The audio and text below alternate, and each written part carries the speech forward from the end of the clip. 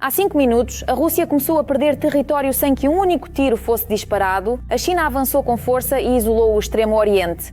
Ei, Putin, isso é imperdível. As coisas estão indo bem na Crimeia, os ocupantes estão arrumando as malas e deixando a península às pressas. Choque. O Kremlin está em agonia, a frente está fervilhando com os fracassos russos. Kupiansk, Vuzlovi e Pokrovsk alimentaram os ocupantes com um mingau de bétula. Após esse triplo fiasco, Gerasimov ficou apenas com seu sobrenome. A Europa aplaude de pé e prepara ajuda para a Ucrânia. Os ZRU tomaram uma decisão definitiva. Os americanos elevam Kiev. Putin está nervoso. O espaço marítimo para a Rússia está se estreitando. Uma tempestade se aproxima que eliminará a Frota Sombria para sempre. Tudo isso no nosso programa Ponto Infernal. Sensação. A Rússia tornou-se uma colônia da China. O momento histórico chegou. Pequim entrou na Sibéria. A Federação Russa entregou a taiga sem armas. Isso precisa ser visto. Putin se curvou diante de Xi Jinping e perdeu tudo. O Extremo Oriente agora é moeda de troca. Começou? O Império do Meio dá início a um cenário secreto. A amizade dos ditadores terminou de forma inesperada. No Kremlin ainda não conseguem acreditar nisso. Os propagandistas não entendem nada disso. Agora Moscou prepara o trono para o líder chinês. Tudo isso na reportagem a seguir. A China é o principal parceiro da Rússia, apoiando sua economia e máquina militar. Pelo menos é assim que a propaganda apresenta. Eu considero o presidente Xi Jinping um amigo confiável e um parceiro estável. Meu amigo confiável. E é um parceiro estratégico extremamente estável. E um aliado fundamental e sólido da Rússia. E esta é a base primordial e o alicerce central para o pleno desenvolvimento das nossas relações diplomáticas e bilaterais russo-chinesas. Mas será que é realmente assim? Afinal, o comércio com a China está constantemente diminuindo e os bancos chineses estão suspendendo as transações com a Rússia devido às sanções. Ao mesmo tempo, a China nega que venda armas ou componentes para a Rússia. A polícia chinesa tem sido consistentemente clara sobre a questão da crise ucraniana. Não estamos a alimentar o fogo? Não estamos a usar este continente para manter o lucro? Vários trios, dezenas de milhões de soldados chineses. É exatamente disso que eu preciso. E por que tudo isso acontece? Ainda assim, no entanto,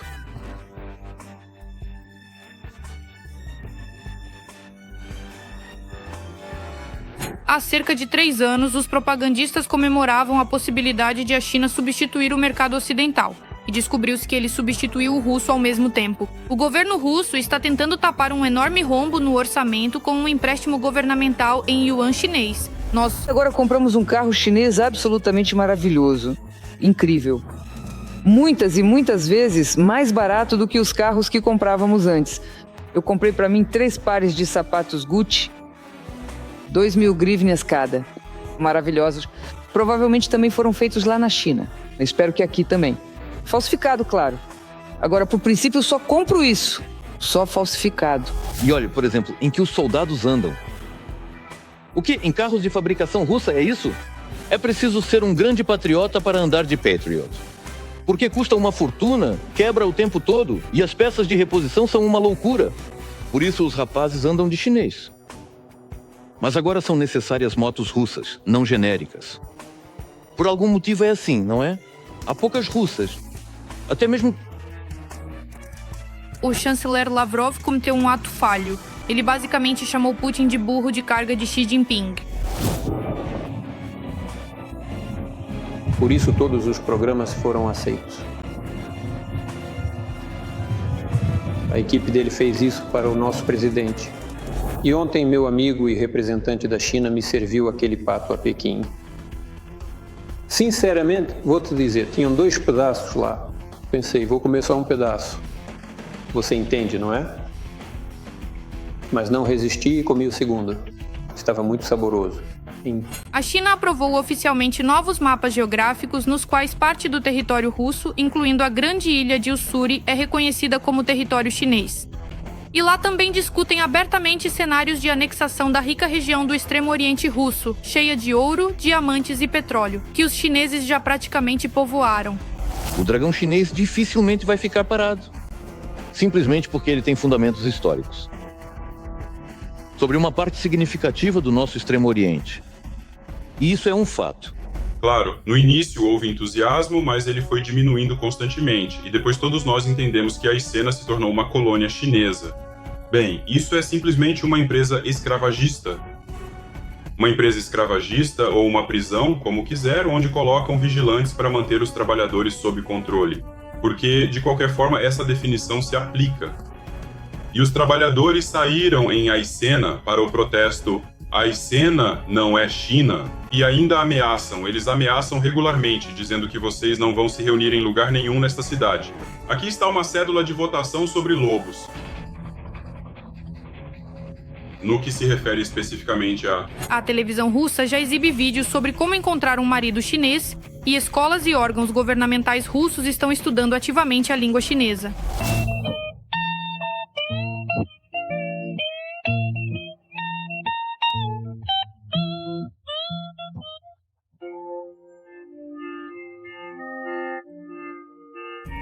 Está dividido em dois campos.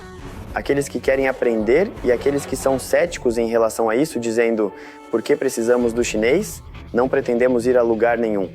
Eu respondo a eles de forma muito simples, na verdade. Digo, não estou ensinando vocês aqui a língua chinesa, mas usando o chinês para fazer vocês pensarem com a cabeça, e essa habilidade sempre será útil. Chegou ao completo absurdo quando Xi Jinping declarou que a Rússia não teria vencido a Segunda Guerra Mundial sem a China, e Putin concordou em silêncio. A China e a Rússia, sendo os principais teatros de operações da Segunda Guerra Mundial, deram uma contribuição decisiva para a vitória sobre o fascismo e, assim, lançaram a pedra fundamental para a nova ordem mundial. Acontece que a China não está ajudando a Rússia, como Putin tenta apresentar, mas simplesmente se aproveita de sua fraqueza para tomar recursos e fortalecer sua influência na Ásia. Neste exato momento veio à tona uma verdade chocante sobre a Crimeia. Os russos estão fugindo? Será que já começou? O território ucraniano está em pânico. As máscaras caíram. Os traidores não fingem mais confiança, o medo os domina. As câmaras registram o que até ontem parecia impensável. Um vídeo que Putin queria que ninguém visse.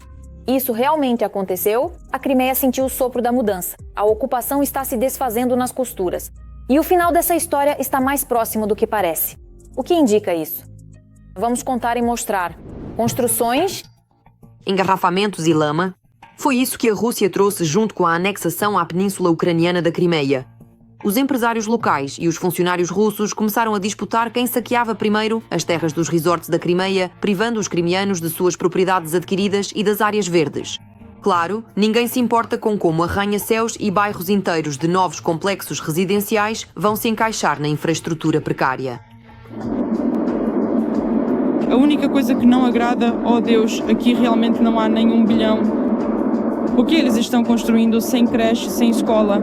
Esse é o problema da nossa administração da Crimeia, inclusive de Simferopol, que eles se dividem, pelo que entendi, em pequenas organizações. Ou seja, o incorporador não é responsável por todo o conjunto, por exemplo, a partir de 6 prédios, não sei quais são as normas. Deveria ser construída uma creche, uma escola. Eles pegam, desmontam, alteram os voos ali e pronto. Estou enganando-a muito. E os ocupantes não mostraram a beleza e as perspectivas da Crimeia, e até mesmo os russos, que foram atraídos pelo clima e pela vida à beira-mar, estão fugindo da península. Corretores imobiliários russos reclamam que restam apenas 2 em cada 10. As estatísticas mostram que 8 pessoas compraram imóveis, trouxeram toda a família para cá. Elas vão voltar ou seguir para outro lugar, não vão ficar aqui. A questão é que os preços na Crimeia são pelo menos 3 vezes mais altos do que na Rússia continental. A oferta de produtos é ruim e a entrega é ainda pior. Com a chegada do mundo russo à terra ucraniana, até mesmo se tratar na Crimeia se tornou impossível. Os comprimidos fabricados na Rússia, mesmo esses, não ajudam. Não há medicamentos estrangeiros. E os medicamentos russos, claro, os de nossa produção, estão muito aquém dos estrangeiros. Ainda tem muito o que aprender. Houve tanto tempo para aprender a experiência de produção de óleo para carros, não é? Também não é grande coisa, parece que é nosso. E os medicamentos são muito fracos, ou não ajudam em nada, ou têm muitos efeitos colaterais. Simplesmente nos deparamos com isso. Opa, não há remédios. Ai, isso é simplesmente horrível. Espero que em breve os presidentes se encontrem, assinem algum tipo de trégua para que nós... O mais importante é que viver na Crimeia ocupada é impossível também porque os preços são altos e os salários são miseráveis. Só existem duas categorias que conseguem se dar bem na península: os militares e as forças de segurança. Vivemos alguns anos na Crimeia e agora estamos voltando para casa. Vou te dizer assim, se realmente a menina tem dinheiro, pode vir, enquanto a criança está na creche, digamos, de maneira decente, mas não há perspectivas nem oportunidades aqui e os preços simplesmente sufocam. Como resultado, moramos em Eupatória por quase 5 meses, mas tivemos que sair daqui para os Urais. A principal razão é a falta de um salário adequado. Se na minha terra eu ganhava mais de 70 mil por mês, no novo lugar, por um trabalho semelhante, não passava de 35 mil. Tocar um negócio na Crimeia não é das melhores ideias. Não há uma grande quantidade de clientes e a corrupção é exorbitante. Até mesmo empresários experientes que resistiram na península por várias décadas choraram diante das ações do governo de ocupação. Será que votamos pela Rússia para que a Rússia nos deixasse sem sequer saber que existimos? Porque a administração está prejudicando a nossa Rússia com suas ações. Para que agora as pessoas fiquem magoadas. A Ucrânia dava trabalho, mas sob a Rússia ficamos sem emprego. O que eles apoiam, na verdade, descredita a própria Rússia. É isso que está acontecendo. Acontece que 300 pessoas ficam desamparadas na velhice. Olha só, aqui não há ninguém de 20 ou 25 anos. O povo tem de 40 a 60 anos. Para onde vamos? Quem vai nos empregar nessa idade? O que não falta na Crimeia é propaganda. Adolescentes que fogem da Crimeia para a Ucrânia por meio de terceiros países contam como os russos fazem lavagem cerebral, começando pelas crianças. Agora lá é puro militarismo. Se antes a propaganda deles era mais ou menos suave, agora é simplesmente desumano. Chega ao ponto de ensinarem as crianças a matar e a sentirem compaixão pelo assassino, não pela vítima. Além disso, eu não diria que eles ensinam compaixão. Eu não acho que essas pessoas saibam o que é compaixão. O que é empatia, eles não entendem, porque na verdade são ensinados a serem duros e preparados para mais cedo ou mais tarde irem matar, justificarem o assassinato e fazerem exatamente o que a geração mais velha deles faz agora. Na verdade, eles estão criando simplesmente um campo de assassinos, uma enorme quantidade de pessoas assim. Controle total e vigilância. Já faz 11 anos que os nativos da Crimeia vivem na península como se estivessem numa zona de confinamento.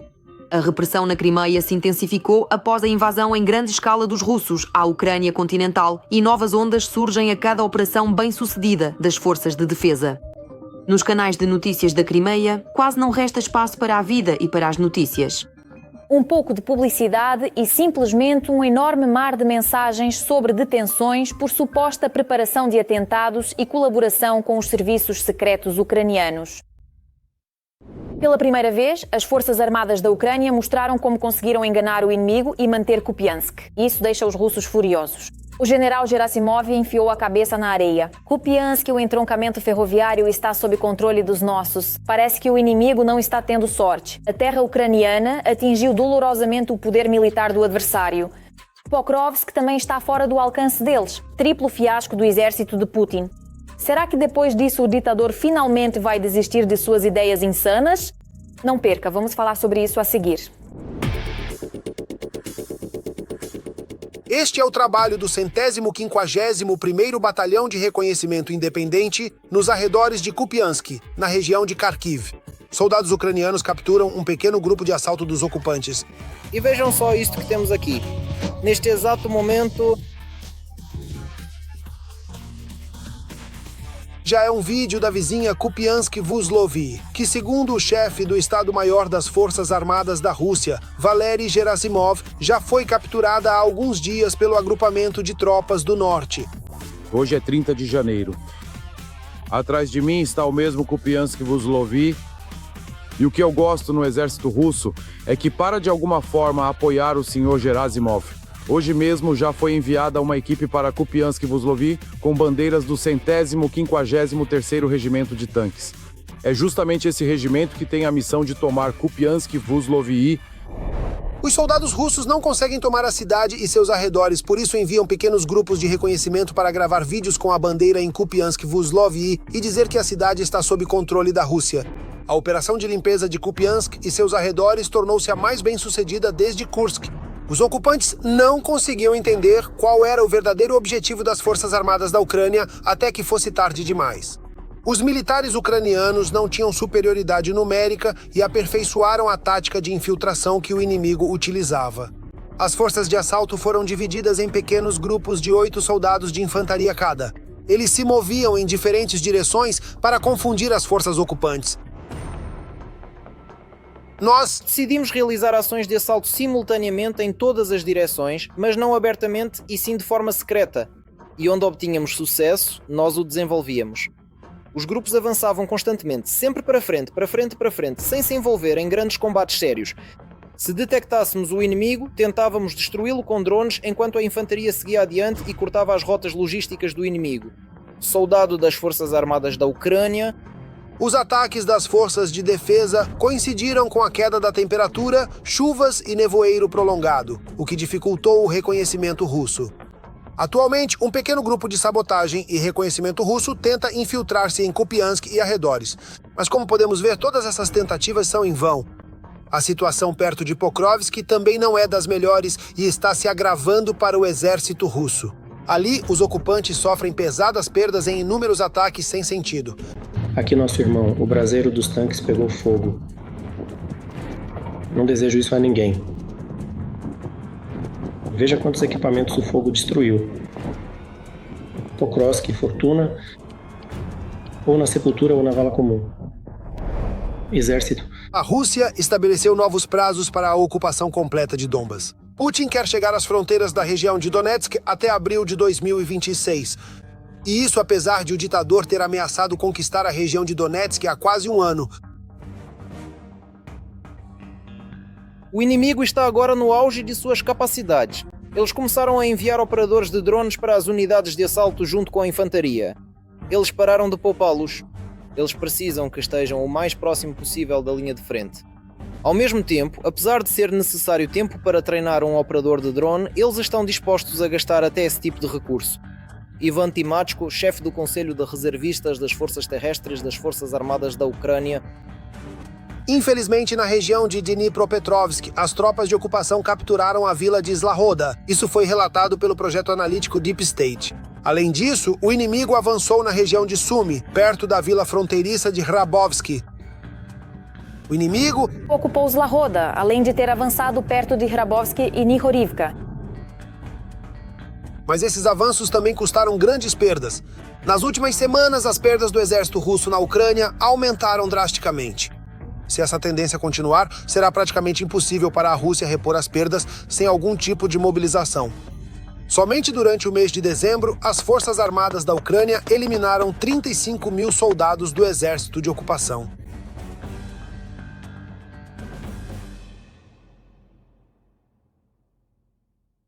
A Europa está elevando o nível e entrando em uma nova liga de apoio à Ucrânia. A Alemanha tomou coragem, a França não pôde ficar de fora. A paciência de Macron se esgotou. Os arsenais para as forças armadas da Ucrânia estão sendo abertos ao máximo. Starmer está mudando as regras do jogo. Armas superpotentes para a Ucrânia estão chegando em colunas. E além disso, uma mão de apoio de aço vinda do TDUA. Mas será que isso é suficiente para finalmente derrotar Putin? Mais detalhes sobre isso no material a seguir. O mundo está do lado da Ucrânia. Todos os países civilizados apoiam a Ucrânia, e isso em vários aspectos. Isso inclui ajuda militar, apoio dos parceiros na arena política e, recentemente, diante dos ataques massivos russos à infraestrutura ucraniana, o apoio energético à Ucrânia tem se intensificado. Vamos acompanhar a Ucrânia e analisar em detalhes quem está ajudando e de que forma. Vamos começar pela Alemanha. Ainda no final do ano passado, foi tomada uma decisão muito importante lá em relação ao apoio à Ucrânia. Berlim está destinando adicionalmente 3 bilhões de euros em ajuda para 2026, o que eleva o volume total do apoio alemão a Kiev para 11 bilhões e 500 milhões de euros. Os recursos adicionais são destinados à artilharia, drones e veículos blindados, bem como para a substituição de 2 sistemas de defesa aérea Patriot. Aqui predomina a racionalidade do perigo, que é necessária para as futuras cooperações entre a Europa e a Federação Russa. Por isso, muitos deles compreendem plenamente o grau de perigo e tentam, com os instrumentos que possuem, adiar ao máximo esse momento ou garantir sua própria segurança às custas da Ucrânia, ou seja, por meio do apoio à Ucrânia. Literalmente, nestes dias, a Alemanha está aumentando o apoio energético emergencial à Ucrânia neste inverno para 120 milhões de euros. A Alemanha é um dos maiores parceiros da Ucrânia. Neste inverno, já foram alocados 60 milhões de euros para necessidades humanitárias. A França, por sua vez, está aumentando a pressão sobre a Rússia, impondo novas sanções. O país está trabalhando na implementação de novas sanções a nível da UE e continuará as medidas para combater as atividades da Frota Sombra. Isso foi informado pelo presidente francês Emmanuel Macron. A seguir, vamos falar sobre um país que, desde o início da guerra em grande escala, tem sido um dos líderes no apoio à Ucrânia. Esse país é o Reino Unido. Antes deste inverno, o Reino Unido entregou à Ucrânia mísseis de cruzeiro Storm Shadow. No entanto, a quantidade exata desse armamento recebida por Kiev permanece em segredo. Além disso, o Reino Unido gastou 1,3 bilhão de dólares em armamentos e ajuda militar à Ucrânia, valor que deverá ser totalmente coberto pelos rendimentos de ativos russos congelados. A Ucrânia recebeu centenas de milhares de munições de artilharia, centenas de mísseis de defesa aérea, peças de reposição e novos contratos para manutenção. O Reino Unido também não fica atrás no contexto do apoio político à Ucrânia. O Reino Unido é muito ágil em prestar ajuda à Ucrânia, ainda mais porque, desde o início, não tinha nenhuma ilusão em relação à Federação Russa, porque esse é o país que usou armas de destruição em massa no território britânico, matou uma cidadã britânica. Estou me referindo ao Novichok, que foi usado pelos serviços secretos russos em território britânico. E há muitos e muitos outros momentos que o Reino Unido entende perfeitamente. Também vamos falar sobre os Estados Unidos. Em dezembro de 2025, o presidente Trump assinou uma lei que prevê a destinação de 400 milhões de dólares em ajuda militar à Ucrânia. Além disso, no início de janeiro de 2026, o Siletaewa e a Ucrânia concordaram com um sistema de garantias de segurança políticas e jurídicas obrigatórias para garantir uma paz duradoura. Esses acordos incluem o apoio às Forças Armadas da Ucrânia e o monitoramento do regime de cessar-fogo.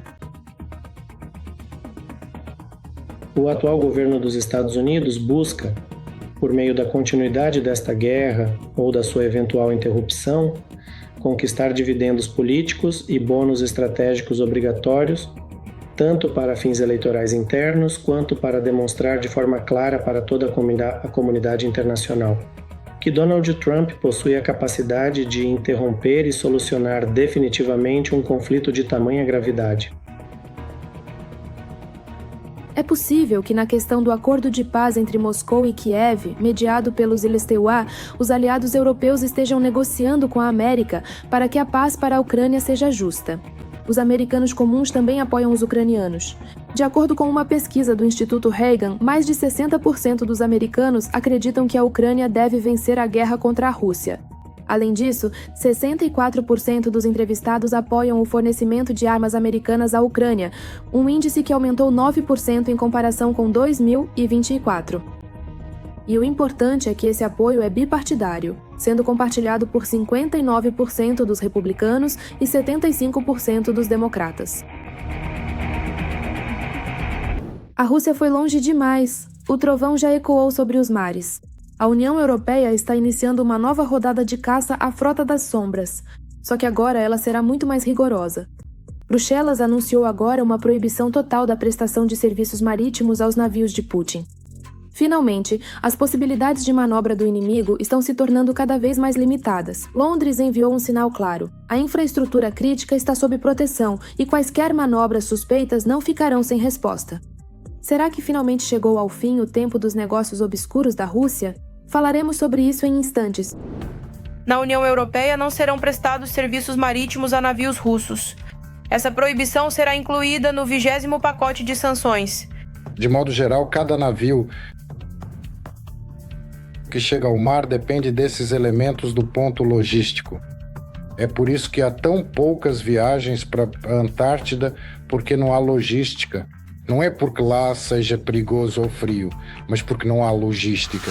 Segundo o representante supremo da UE para os assuntos exteriores, Kaja Kallas, o novo pacote de sanções está previsto para ser aprovado em 24 de fevereiro. Ele também incluirá medidas no setor de energia e no comércio de fertilizantes. Se a infraestrutura marítima da União Europeia deixar de atender navios russos, isso dificultará significativamente a navegação deles, principalmente em pontos críticos e rotas extremamente movimentadas, como o norte da Europa e Roterdã, que é o maior porto e um dos centros logísticos mais importantes de todo o continente europeu, abrangendo áreas vitais no Atlântico Leste e também em toda a extensão do Mar Mediterrâneo. E agora adicione a isso o fato de que os navios russos frequentemente realizam viagens não apenas entre a Rússia e a China, mas também para portos europeus, para os quais a entrada será fechada para eles. Essas são perdas sérias. O ministro das Relações Exteriores da França, Jean-Noël Barrot, esclareceu que as sanções incluirão medidas especialmente rigorosas, direcionadas especificamente contra a frota clandestina da Rússia, com o objetivo de bloquear completamente o deslocamento dos navios clandestinos russos. O fato de vermos procedimentos de detenção de alguns navios da frota clandestina russa, é preciso entender que, se não houver 2 dezenas de precedentes, por exemplo, 2 dezenas de precedentes, isso representa cerca de 1% de toda a frota. Isso não é tanto uma ação, mas sim um sinal, uma mensagem de que as coisas vão piorar. Ou vocês mudam seu comportamento. No dia 27 de janeiro, 14 países do Mar Báltico e do Mar do Norte publicaram uma declaração conjunta. Nela, eles alertaram que pretendem impedir as atividades dos petroleiros da frota clandestina da Rússia. Navios de origem incerta e sem nacionalidade serão considerados embarcações apátridas, o que dá direito aos países costeiros de detê-los e inspecioná-los.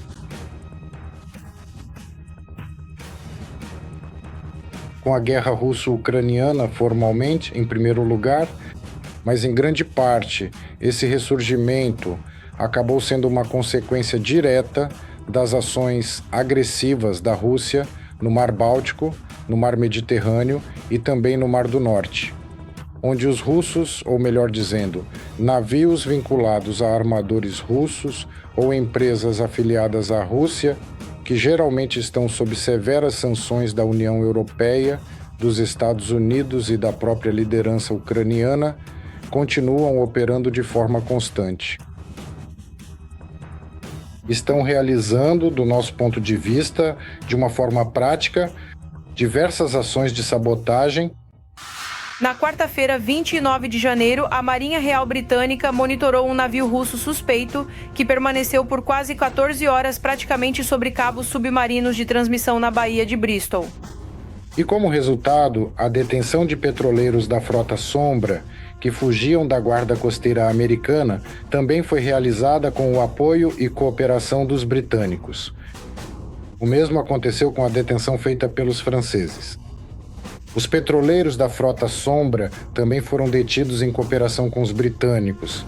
Os britânicos são a estrutura estatal mais envolvida nessas operações. Alguns países já começaram a impedir a frota Sombra russa por conta própria. Navios da Marinha Francesa detiveram o petroleiro Grinch, que, segundo as autoridades francesas, vinha da Rússia sob bandeira falsa. As autoridades alemãs não permitiram a entrada no Mar Báltico do petroleiro Arcusat, não registrado em nenhum banco de dados, que seguia para o Golfo da Finlândia. Segundo a Bloomberg, após isso, outros 2 petroleiros de Murmansk deram meia volta perto da costa da Noruega e retornaram. É tudo o que tenho por agora. Eu estava com você, Darina Gutskalo. Mais notícias terríveis na nossa próxima edição. Enquanto isso, não se esqueça de se inscrever e curtir. Vê você!